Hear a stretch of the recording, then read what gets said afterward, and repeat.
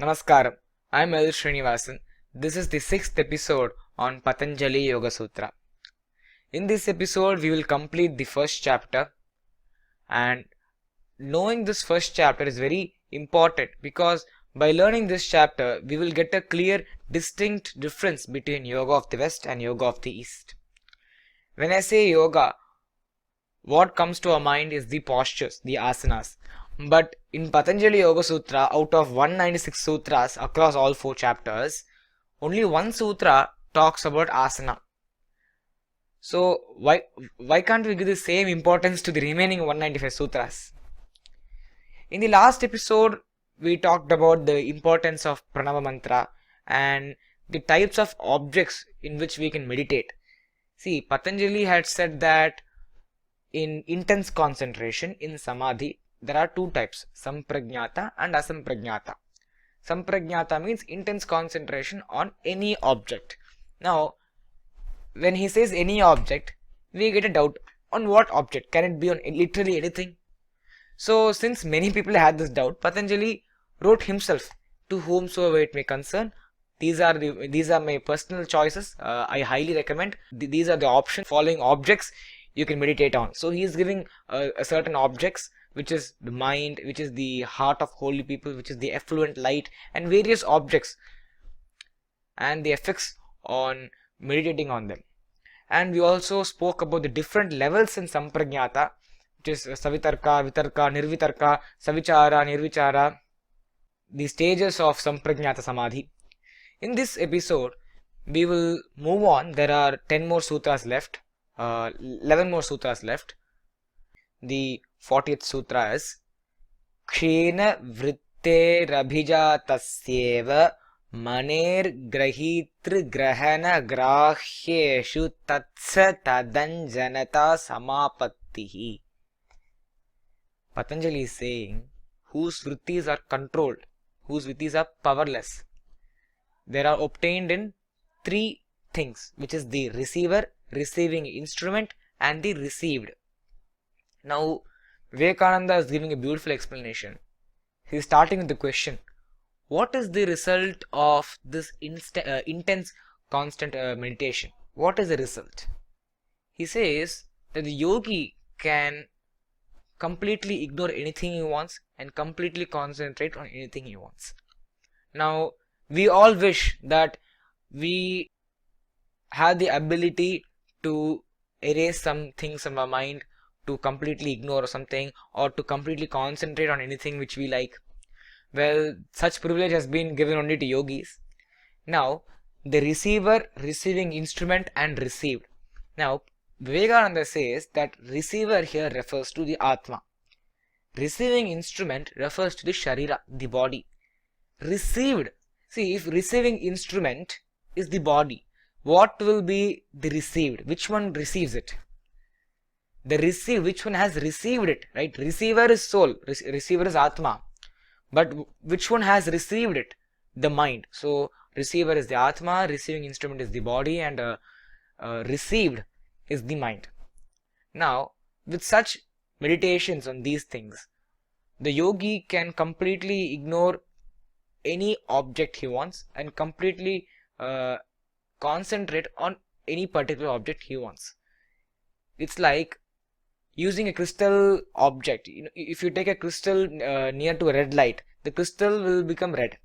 If you take the crystal to a green light, the crystal will become green. So such is the power of their intense meditation. The next 3 sutras talk about the stages of samprajnata samadhi, which is savitarka, vitarka, nirvitarka, savichara, nirvichara. I will read all of them together and then I'll explain. Tatra shabdartha jnana vikalpaihi sankirna savitarka samapattihi smriti parishuddhai swarupa shunye vartha matra nirbhasa nirvitarka etayaiva savichara nirvichara cha sukshma vishaya vyakhyata. As we all know, savitarka, vitarka, these are all the stages of samprajnata samadhi, which is based on concentrating on an object. Now, the first stage is Savitarka. So, when we concentrate on an object, we have questions about it. This is the basic stage of Sampragnata. Well, Sampragnata itself is intense concentration. The first stage of Sampragnata is Savitarka, which is intense concentration with question. Then moving on to the later stages comes the Nirvitarka, intense concentration without any question. Now these three sutras explain these stages of Sampragnata Samadhi.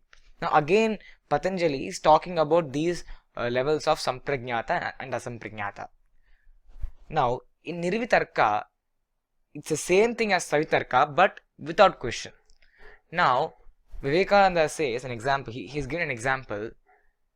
When I say cow, immediately you think of cow.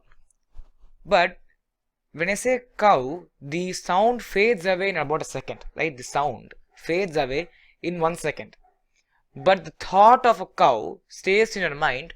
It may stay in your mind for 2 minutes or 3 minutes. When I say lion, the sound ends in about 1 minute. The sound waves fades away, not in 1 minute, in 1 second. The sound wave fades away in 1 second. But the thought of a lion stays in your mind for about, it may stay for 1 minute or 2 minutes, or you may constantly think of a lion. So just like that, he says, Vivekananda says, not only external sound waves create a vritti in the mind, even the thought, like sometimes we speak in our mind.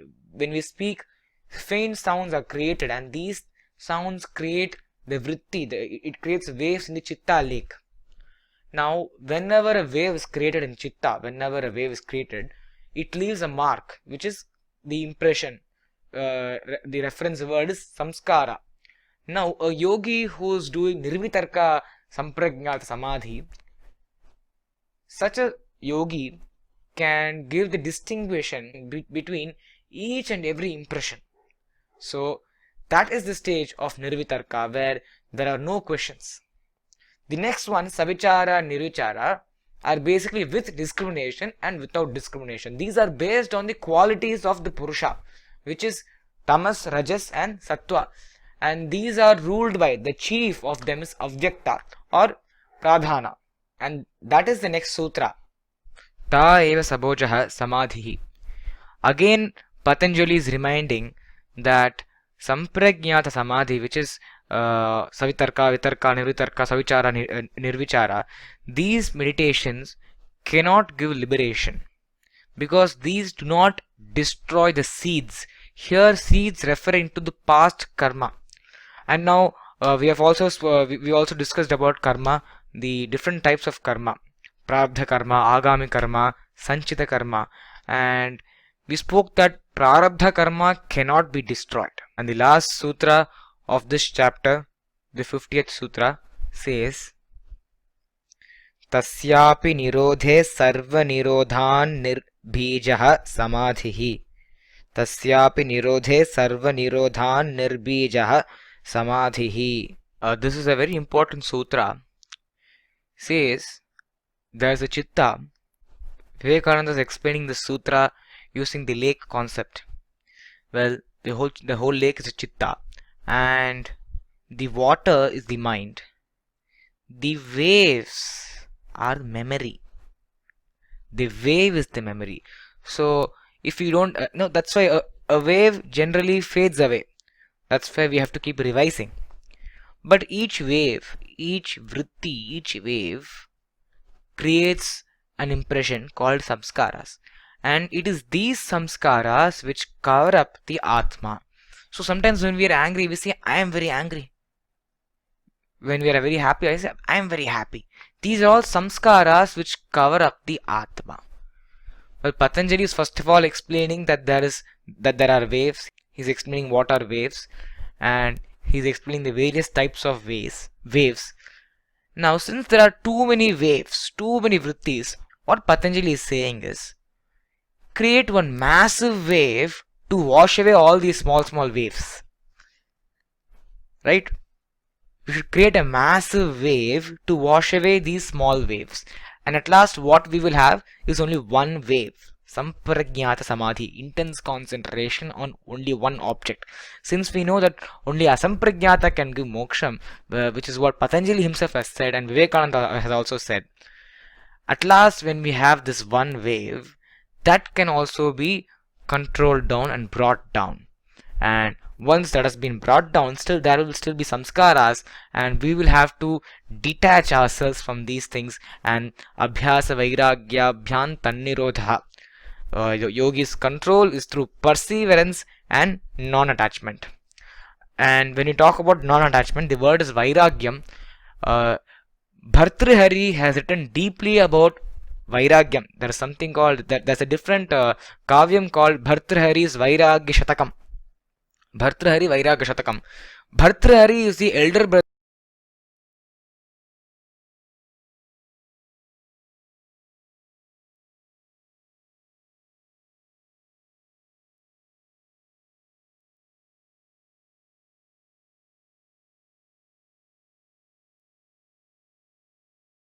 Now let's just do a quick revision on this first chapter.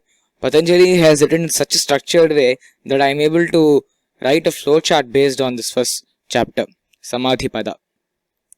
Now let's see. So a person can either be intensely concentrated or not concentrated. See, Patanjali is extremely strict.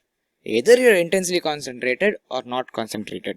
But Vivekananda says that there are 5 forms of chitta, and in between intensely concentrated and not concentrated, there is a form which is called one-pointed concentration. And many of us have achieved that one-pointed concentration at least once in our lifetime. Because one-pointed concentration is such a level of concentration where we ignore little disturbances. And at such times, our number of identifications are extremely reduced. We don't identify ourselves. See, forget nationality and all these things. We don't identify ourselves with our emotions. We would have had that 10 to 15 second period in our life where our number of identifications would have reduced drastically. But Patanjali is saying either you are intensely concentrated or not concentrated. So let's see what happens when you are not concentrated. When we are not concentrated, we are identified with the following: right knowledge, which is pramana; indiscrimination, which is viparya. Indiscriminations mean assumption, false assumption. In Advaita Vedanta, there is something called Rajus Sarpa. Then verbal delusions, which is vikalpa; sleep, which is nidra; memory, which is smriti. And these are based on Pratyakshanumana gamaha pramanani, direct perception, which is pratyaksham. Pratyaksham means knowledge through senses. Inference, anumana. It is logic. Yatra dhumaha tatra agnihi, where there is smoke, there is fire. Next one is reliable source, agami. Now all these create waves in chitta which creates impressions which are called samskaras. Patanjali has not written much on what happens when we are not concentrated, because he says he considers memory itself as a sort of identification, and whatever we speak and whatever we think is in our memory. Now what happens when we are intensely concentrated? Intensely concentrated, the word is samadhi. There are 2 types of samadhi: samprajnata samadhi and asamprajnata samadhi. Samprajnata samadhi is basically intense concentration on a particular object. Asamprajnata samadhi is intense concentration on literally nothing. Vivekananda says samprajnata samadhi cannot give moksham. It can give only yogic powers, tapashakti. Only asamprajnata samadhi, which is concentrating on nothing, can give moksham.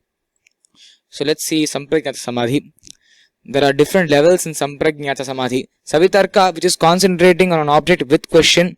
Vitarka, concentrating on an object wherein we get the powers of the object. Baleshu Hasti Baladini. In the next chapter, Patanjali has written, when the yogi concentrates on an elephant, the yogi attains the powers of the elephant. Next one is Nirvitarka, concentrating on the object without question. Savichara, concentrating with discrimination. Nirvichara, concentrating without discrimination.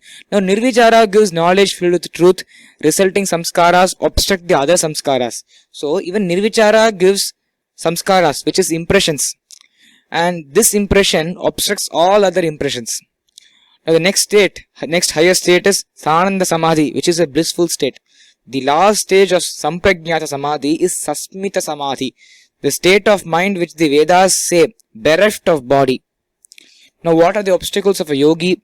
disease, mental laziness, doubt, lack of enthusiasm, lethargy, sense enjoyments, false perception, non-attaining concentration, and also falling away when this state obtained. See, whatever I've written here is based on the sutras written.